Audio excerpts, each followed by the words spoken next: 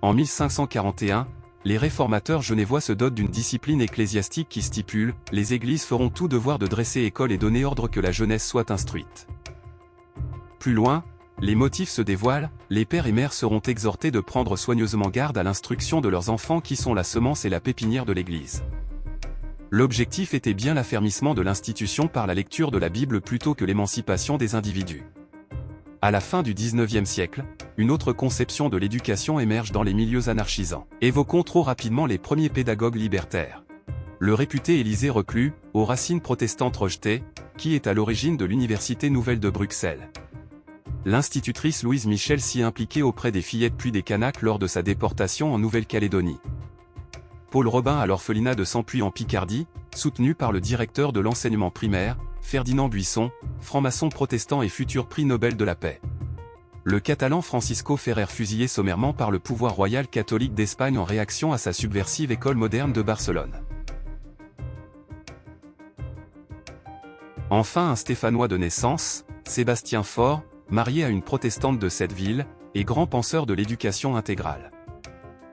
En 1904, il fonde une école nouvelle, La Ruche à Rambouillet, financée par ses conférences jusqu'à la guerre de 1914.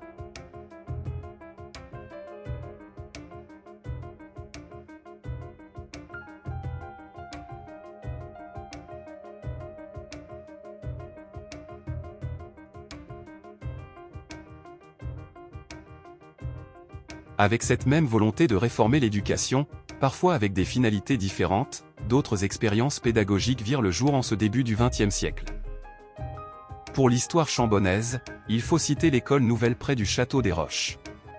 Créée en 1899 par le sociologue Edmond de Molin, l'école des Roches est installée sur un domaine de 60 hectares, à proximité de Verneuil-sur-Avre en Normandie, à moins de 2 heures de Paris. À sa création, il s'agissait de la première école nouvelle française d'inspiration anglo-saxonne. 3 ans après sa création, 2 professeurs Georges Berthier et Henri Trocmé sont recrutés. Berthier en devient le directeur jusqu'en 1944 avec Trocmé pour adjoint. Le couple Ève et Henri Trocmé finance la construction d'un des internats, les Sablons, qu'ils dirigent jusqu'à leur décès en 1944. Ils y favorisent des activités philanthropiques comme le soutien aux colonies de vacances portées par la chambonnaise Marguerite de Félis, amie d'enfance d'Ève Trocmé.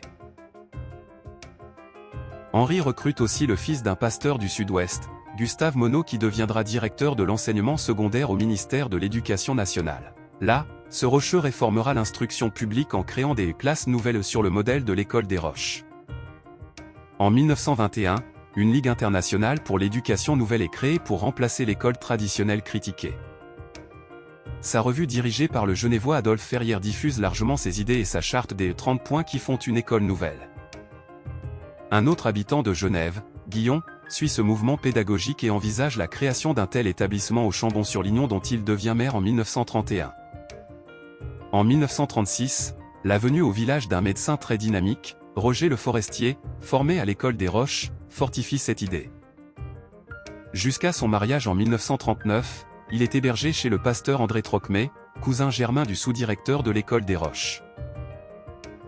Ce projet mûrit donc dans ce presbytère et en 1938, le pasteur obtient de son consistoire un second poste pour sa réalisation. Guillon propose le recrutement d'Édouard Tess, qui lance effectivement cet établissement sous le nom de « École Nouvelle Sévenol », en accord avec ses 2 fondements. L'éducation nouvelle dont l'école des Roches est alors le fleuron et son ancrage réformé. À la rentrée de 1938, une quinzaine d'élèves suivent quelques cours dans différents lieux du village avec des maîtres improvisés. L'année suivante, la venue de 3 professeurs d'un réputé collège protestant de Strasbourg apporte l'expérience pédagogique manquante. L'une d'elles, Lucie Pont, prend la direction administrative de l'école, associée à Tess qui préserve les orientations initiales. Puis une solide équipe professorale encadre les quelques 300 élèves à la fin de la Seconde Guerre mondiale. En 1942, André Trocmé esquisse un premier bilan à son ami, l'illustre pédagogue luthérien Friedrich Siegmund Schultz et l'inscrit alors dans le pacifisme international dont le second est un des maîtres à penser. Jusqu'à sa retraite en 1964, Tess maintient cette quadruple empreinte. Pédagogie innovante, protestante, pacifiste et internationaliste, même si l'établissement est renommé Collège Sévenol en 1945, jusqu'à sa fermeture en 2014.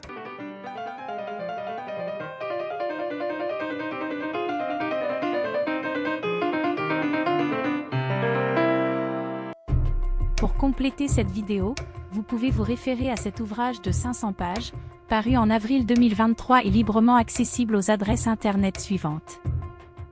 Ce livre a bénéficié du soutien de la commune du Chambon-sur-Lignon, du réseau des médiathèques du Haut-Lignon, de l'Association pour la mémoire des enfants cachés et des justes, et des archives départementales qui hébergent la revue des cahiers de la Haute-Loire.